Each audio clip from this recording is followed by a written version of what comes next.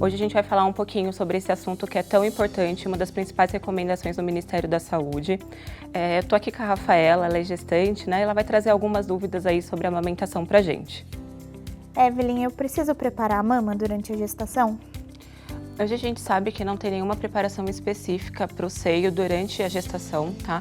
Tem uma ação que a gente consegue estar orientando que auxilia durante esse momento, que é justamente o banho de sol e de luz na região do mamilo e auréola. Então, realmente expor a região durante uns 5 minutinhos aí por dia a essa luz que vai aumentar aí a proteção do tecido e facilitar no momento no início da amamentação. Hoje a gente tem o conhecimento que o aleitamento materno é a melhor estratégia de nutrição para o bebê, tá? Ele incentiva o vínculo mãe e bebê, a gente tem um produto que é eficaz e barato porque é produzido pelo próprio corpo da mãe, né? Então facilitando aí todo o processo. Com isso a gente também tem uma nutrição eficaz, diminuindo aí os riscos de algumas doenças e diminuindo o risco de mortalidade infantil.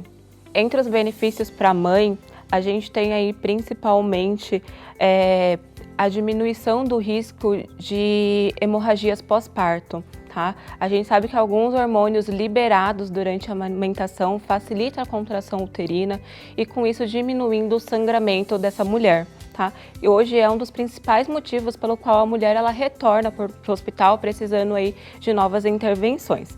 Além disso, a gente tem a produção aí, uma proteção ampliada contra algumas patologias, então a mais conhecida aí é realmente a proteção contra o câncer de mama, né, que a gente consegue com a amamentação, sendo que quanto mais a gente mantém esse bebê em aleitamento materno, melhor a proteção para essa mãe. É um facilitador do vínculo entre mãe e bebê, é um momento único ali entre os dois, de interação, de conhecimento, né? É um momento onde eles estão pele a pele, onde é possível esse bebê ter o reconhecimento de cheiro e até mesmo de sons, que existe a memória intraútero e isso é reativado ali no momento da amamentação, melhorando aí o vínculo entre os dois. Para a criança, a gente também conhece alguns benefícios, tá? Então a gente volta um pouquinho naquilo que a gente sempre escuta, que é um alimento mais completo para o bebê, é o mais nutritivo, ele tem todos os nutrientes necessários para o desenvolvimento daquela criança, nas diferentes fases que ele vai apresentar, tá? A gente sabe que o aleitamento materno, ele é indicado desde o momento do nascimento, né? Então existe a hora ouro, que é justamente esse primeiro contato dentro da primeira hora após o nascimento, onde tem o reconhecimento da mãe, reconhecimento da mama, e com toda essa sensação em volta, a gente tem aí uma produção de alguns hormônios que também facilita a descida do leite. O leite materno ele passa por algumas modificações desde o primeiro momento até a constituição aí final dele. Então, o primeiro leite que a gente tem conhecimento é o colostro, é o leite que é rico principalmente aí em agentes imunológicos para esse bebê. A gente costuma falar que é a primeira vacina da criança, né? Ele vai trazer toda a imunidade que essa mãe adquiriu no decorrer da vida, com contato com algumas patologias ou até mesmo contato de algumas vacinas, vai ser passado para essa criança pelo leite. Depois de alguns dias, a gente vai ter a pojadura, que é justamente a descida do leite, e com isso ele passa por uma nova transformação. A gente vai ter o leite de transição, e é fácil de identificar isso até mesmo na sua aparência, tá? O leite de transição, ele tem a sua formação mais ou menos no final da primeira semana. A gente percebe aí, além dos agentes imunológicos, também há outras vitaminas e nutrientes para o desenvolvimento dessa criança. E com o passar de alguns dias, a gente vai ter, por fim, o leite maduro, que é o leite que vai perpetuar até o final da amamentação. Existe leite fraco? Não. Ou a gente fala que o leite ele é espécie específico, né? Então, cada espécie produz o leite voltada para a sua população, né? Então a gente não tem um leite fraco, tá? A gente tem algumas formas do leite, ele tem algumas mudanças aí do primeiro momento até a gente chegar no leite maduro, mas todos eles são ideal para aquele momento de desenvolvimento do bebê.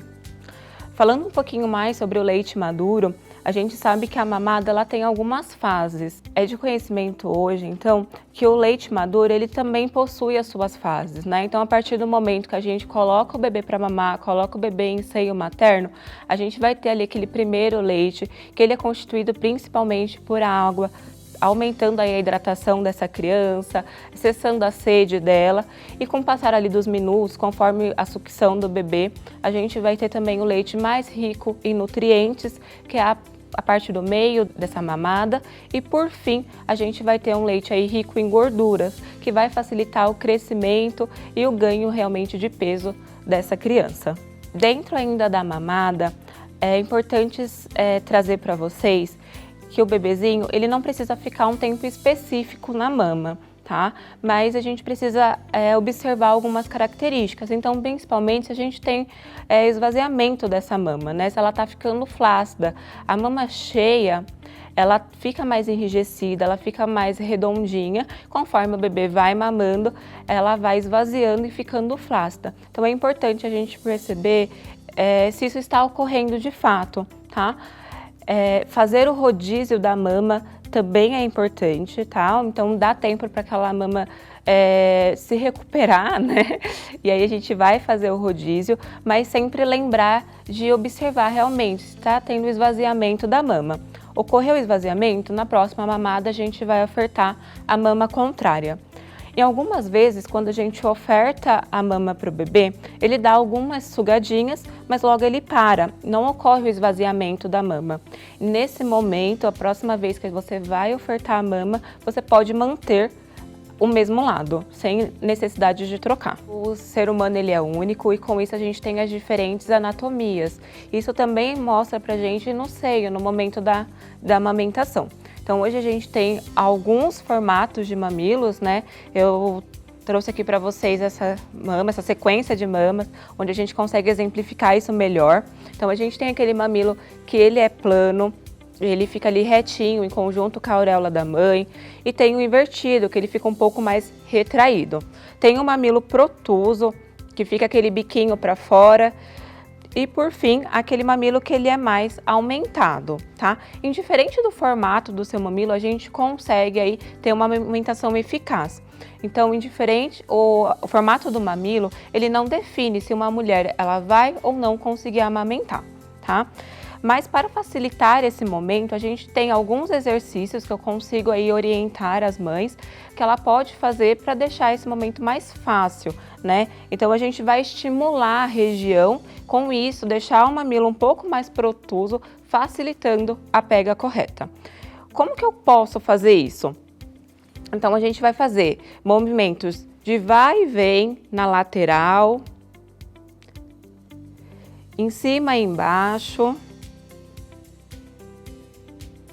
E por fim, pequenos círculos, estimulando a área, deixando esse mamilo mais protuso e facilitando o momento da pega. Então, após aí o exercício na região do mamilo, né, a gente precisa entender como que essa mama vai ser ofertada para o bebezinho, tá? Então, no primeiro momento, a gente vai fazer a expressão desse leite.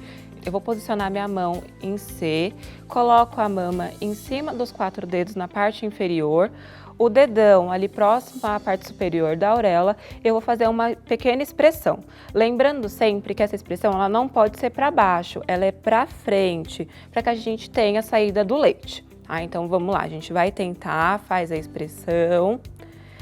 Tendo a saída do leite, a gente vai pegar o leite e vai passar ali na região da auréola e do mamilo, tá? E com isso a gente vai ofertar essa mama para o bebê. Lembrando sempre de levar a região do mamilo na parte superior do lábio do bebê. Ele vai seguir os instintos, né? Então o próprio cheiro do leite já vai facilitar esse momento, fazendo com que o bebê abra a boca, e é nesse momento que a gente vai ofertar a mama para ele. Após esse momento a gente vai identificar se esse bebê está tendo uma pega correta, então a gente vai ver outros sinais, né? A pega correta, a gente fala que ela é uma pega assimétrica, onde a gente identifica que a boquinha do bebê, ela vai ficar na parte inferior, cobrindo toda a auréola, e na parte superior vai ficar um restinho de auréola ali sobrando, tá? A gente também vai procurar trazer o queixinho bem perto da parte inferior da mama, deixando a área do nariz do bebê livre. Um bebê, ele não consegue sugar e engolir, então a gente tem um movimento de bochecha, né? Ele suga, a bochecha ela vai ficar cheia e depois ele acaba deglutindo o leite, tá? Então sempre observar também o movimento de bochecha que esse bebê vai fazer durante a mamada. Outro ponto importante, né, é quais são as posições em que a mãe ela pode estar amamentando o seu filho, tá bom? Então a gente vai trazer primeiro aqui a posição clássica, onde a gente tem o bebê barriga com a mãe, a gente vai ter essa cabecinha na dobra do braço, vai utilizar o antebraço para prestar apoio a essa criança, tá? A cabecinha do bebê também vai estar próxima ao seio materno, evitando assim o estiramento dessa mama e uma pega mais rasa, que acaba propensiando alguns traumas mamilares. Então, com a mama, né, após aí o exercício de mamilo, a expressão do leite e a hidratação da região, a gente vai levar o mamilo na parte superior do lábio do bebê, próximo também ali à região do nariz. Com isso, o bebezinho ele vai ter a abertura da boca e a gente vai ofertar o seio para esse bebê. A partir do momento que começou a sucção, a gente vai analisar outros sinais dessa pega, né? Então a gente vai identificar aí qual que é a posição dessa boquinha desse bebê, né? O lábio inferior, ele tá voltado para baixo, o superior voltado para cima, então aquela boquinha de peixe, né? Então a gente vai evitar sempre a boca cerrada, com os lábios para dentro. Outro ponto que a gente vai que é importante trazer é que o queixinho do bebê ele precisa estar sempre ali próximo à parte inferior do seio, tá? E com isso deixar a parte do nariz livre, facilitando a respiração do bebê. A gente mostrou aqui a posição clássica, né, a tradicional que a gente encontra aí no nosso dia a dia, mas a gente tem algumas variações que podem ser utilizadas também, tá bom? Então a gente tem a posição invertida, onde a gente vai trazer esse bebezinho aqui para na lateral do nosso corpo, coloca o nosso braço entre as pernas do bebê e vai trazer a cabecinha dele bem próxima ali ao seio materno, tá? No momento que a gente vai ofertar o seio para aquele bebê, são as mesmas etapas, então essa parte ela não muda, tá bom?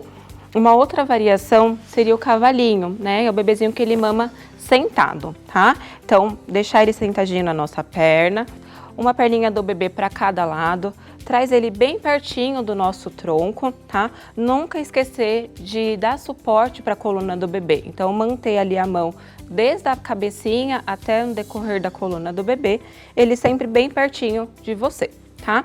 E aí, novamente, a forma de ofertar, ela é sempre a mesma, bom? E por fim, a gente tem a amamentação na posição deitada, né? Que é uma posição confortável, normalmente as mulheres elas ficam mais relaxadas, mas aí chama a nossa atenção é o fato de muitas vezes ela estar sonolenta nesse momento, tá? Então, a gente não tem uma contraindicação para amamentar deitada, porém a gente precisa estar alerta, né? Estar sonolenta nesse momento, adormecer, traz alguns riscos e aí a gente não aconselha, tá bom? Então pode ser feito, mas com atenção. Evelyn, tem algum preparo que eu preciso fazer antes de iniciar a mamada? É importante a gente fazer sempre uma massagem na região do seio antes de iniciar a mamada, tá? Principalmente naquele primeiro momento, que é durante a pojadura, onde a gente tem a descida do leite e muitas vezes a gente também tem o endurecimento, né, do leite, da mama, então sempre fluidificar o leite antes de ofertar o seio para o bebê, tá bom? Então, como que a gente vai fazer isso? A gente vai pegar ali a região da mama, né? A gente vai fazer uma massagem mesmo, tá bom? Então vamos de um lado para o outro, tá? Cima para baixo. E aí a gente vai pegar 2 dedinhos, né? Com uma certa pressão, não pode ser leve, não é carinho, né? A gente vai fazer todo em volta da auréola, mais perto do mamilo também, até a gente conseguir diluir todas as pedrinhas de leite que tem na região do seio, tá? A gente também vai identificar que a região da auréola ela vai ficar mais macia após a massagem e isso facilita muito a pega correta do bebê. E se o meu bico do peito rachar, tem alguma medida que eu posso tomar? Sim, a gente tem algumas medidas que ajudam nesse período, né? Então é comum ter uma sensibilidade maior no início da amamentação, tá? E a gente pode usar o próprio leite materno, que contém alguns nutrientes e a própria gordura ali que consegue hidratar a região. A gente também pode ter o auxílio do sol novamente, né? Então do banho de luz, para estar facilitando a cicatrização e da própria rosquinha, né? Então hoje a gente tem um objeto que facilita esse momento, que é a rosquinha, que é feita de tecido, a gente coloca ali entre o seio e o sutiã da mãe, e a gente diminui o atrito do mamilo com o tecido do sutiã, facilitando também aí, esse processo de cicatrização. Como eu faço para armazenar o leite e por quanto tempo eu posso armazenar?